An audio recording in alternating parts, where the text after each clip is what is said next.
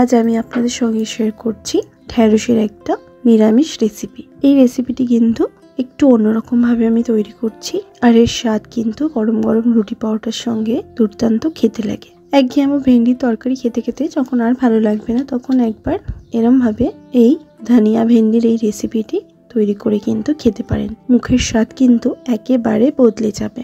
নমস্কার বন্ধুরা, অনুশ্রী রান্নাঘরে আপনাদের সবাইকে স্বাগত। রেসিপিটি তৈরি করার জন্য আমি এখানে গ্যাস অন করে একটা কড়া বসিয়ে দিয়েছি। কড়াটা গরম হয়ে গেলে দিয়ে দেব পরিমাণ মতন সরষের তেল। তেলটাকে প্রথমে আমি হাই ফ্লেমে গরম করে নেব, তারপর গ্যাসের ফ্লেমটা লো করে দিয়ে এখানে 250 গ্রাম পরিমাণে আমি ভেন্ডি নিয়েছি। ভালো করে ধুয়ে জল ছড়িয়ে এরমভাবে টুকরো টুকরো করে কেটে নিয়েছি। এরপর ঢেঁড়সগুলোকে আমি ভেজে নেব। ভেন্ডি যদি খুব বড় থাকে তাহলে সেক্ষেত্রে 3-4 টুকরো করবেন, আর যদি ছোট মাপের হয় তাহলে 2 টুকরো করবেন। সামান্য একটুখানি হলুদের গুঁড়ো দিয়ে এবার আমি এটাকে ভেজে নেব। এতে করে ভেন্ডির কালারটা কিন্তু বেশ সুন্দর থাকবে। ভালো করে ভেন্ডিগুলো ভাজা হয়ে গেছে। এবার তেল থেকে আমি ভেন্ডিগুলোকে তুলে রাখছি। এরপর যে তেলটা আছে বাকি তেলে আমি ফোড়নে দিচ্ছি 1 চামচ পরিমাণে কালো সর্ষে, 1 চামচ পরিমাণে গোটা জিরে, আর দিচ্ছি গোটা ধনে 1 চামচ পরিমাণে ক্রাশ করে নেওয়া, আধ ভাঙা করে দিয়েছি। আর দিচ্ছি সামান্য একটুখানি হিং। এখানে ফোড়নটা একটু বেশি দিয়েছি, এতে করে ফোড়নের একটা সুন্দর টেস্ট আসবে, রান্নাটা কিন্তু খেতেও ভালো লাগবে। এরপর 3টে মাঝারি সাইজের আলুকে আমি খোসা ছাড়িয়ে এরকম লম্বা লম্বা করে কেটে ধুয়ে পরিষ্কার করে নিয়েছি। এই আলুগুলোকে এবার দিয়ে দেব।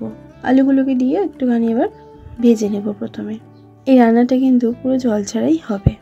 আলুটা একটু নাড়াচাড়া করে ভেজে নেবার পর আমি দিয়ে দিচ্ছি স্বাদ মতো নুন। আমি এখানে আলুতে যতটা পরিমাণ নুন প্রয়োজন আমি সেই অনুযায়ী কিন্তু নুনটা দিয়েছি। ভেন্ডিতে পরে আমি নুন দেব। আলুটাতে নুন দিয়ে ভালো করে নাড়াচাড়া করে নেব। 3-4 মিনিট লো ফ্লেমে ঢাকা দিয়ে দেব। যেহেতু নুনটা দিয়েছি তাই আলুটা কিন্তু সেদ্ধ হয়ে যাবে ঢাকা দিয়ে দিয়ে। 3-4 মিনিট পর ঢাকাটা সরিয়ে নিলাম, একটুখানি নাড়াচাড়া করে নেব। আলুটা কিন্তু বেশ সুন্দরভাবে লাল লাল করে ভাজা হয়ে গেছে। এরপর আমি 1 চামচ গ্রেট করে রাখা আদা দিয়ে দিলাম, আর দিচ্ছি 3-4টে কাঁচা লঙ্কা কুচি। আদা কাঁচা লঙ্কা কুচিটাকে একটুখানি নাড়াচাড়া করে তেলের মধ্যে এরপর ভালো করে আলুর সঙ্গে কষিয়ে নেব। এরপর দিয়ে দেব ভেজে রাখা ভেন্ডি আলুটাকেও এবার ভালো করে নাড়াচাড়া করে মিশিয়ে নিলাম। 2 থেকে 3 মিনিট লো ফ্লেমে ঢাকা দিয়ে রান্নাটা এবার হতে দেব। এরপর এদিকে একটা গ্যাস অন করে একটা প্যান বসিয়ে নিয়েছি। তার মধ্যে দিয়ে দিচ্ছি আমি 2 চামচ পরিমাণে বেসন। প্যানটা গরম করে বেসনটাকে দিয়ে দিলাম। বেসনটাকে এবার হালকা একটু লালচে করে ভেজে নেব, যাতে একটু সুন্দর গন্ধ বেরোতে শুরু করে সেরকম করে ভেজে নেব। এরপরেই দিয়ে দিচ্ছি 1 চামচ পরিমাণে কাশ্মীরি লঙ্কার গুঁড়ো। বেসনের সাথে লঙ্কার গুঁড়োটাও একটু আমি ভেজে নেব হালকা আছে। এখানে কিন্তু ফ্লেমটা একদম লো ফ্লেমেই বেসন আর লঙ্কার গুঁড়োটাকে দিয়ে ভেজে নিতে হবে। এতে করে রান্নার কালারটা কিন্তু খুব সুন্দর হবে। এরকম করে একটু ভেজে নেওয়া হয়ে গেছে। এরপর আমি ভেন্ডির মধ্যে দিয়ে দিলাম। দেব 2 চামচ পরিমাণে ধনের গুঁড়ো। যেহেতু এটা ধনিয়া ভেন্ডি তাই ধনেটা কিন্তু একটু বেশি দিচ্ছি। 1/4 চামচ দিয়ে দিলাম গরম মশলার গুঁড়ো। ভালো করে এবার নাড়াচাড়া করে মিশিয়ে নিচ্ছি। দিয়ে দেবো অর্ধেকটা পরিমাণ লেবুর রস। এখানে লেবুর রসটা দিলে হালকা একটু টক হবে, স্বাদটাও কিন্তু দুর্দান্ত লাগবে। আর দেব সামান্য একটুখানি নুন। যেহেতু ঢ্যাঁড়সে নুন দিইনি তাই আর একটুখানি নুন আমি দিয়ে দিলাম। এবার নাড়াচাড়া করে ভালো করে মিশিয়ে নেব। এবার 2-3 মিনিট লো ফ্লেমে ঢাকা দিয়ে রান্নাটা হতে দেব। এখানে আপনারা কিন্তু লেবুর বদলে আমচুর পাউডারও দিতে পারেন, তবে আমচুর পাউডারের থেকে লেবুতে টেস্টটা কিন্তু বেশি ভালো হয়। পুরোটাই কিন্তু ঢাকা দিয়ে জল ছাড়াই রান্নাটা আমি করেছি। ঢাকাটা এবার 2-3 মিনিট পর সরিয়ে নিয়েছি।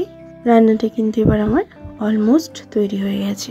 দেখুন ভেন্ডি আর আলুটা কি সুন্দর দেখতেও লাগছে, আর খুব সুন্দর কিন্তু নরমও হয়ে গেছে। এবার গ্যাসের ফ্লেম বন্ধ করে আমি এটা গরম গরম সার্ভ করে নেব। গরম গরম রুটি পরোটার সঙ্গে এই ধনিয়া ভেন্ডি রেসিপি একবার ট্রাই করে দেখবেন। অসাধারণ কিন্তু খেতে লাগে।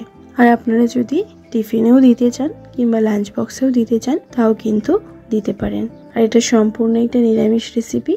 একবার এরমভাবে রেসিপিটি ট্রাই করে খেয়ে দেখুন, আশা করছি আপনাদের ভালো লাগবে। ভালো লাগলে লাইক শেয়ার করতে ভুলবেন না, কমেন্ট বক্সে কমেন্ট করে জানাতে ভুলবেন না রেসিপিটি কেমন লাগলো। ভালো থাকবেন, সুস্থ থাকবেন, ধন্যবাদ।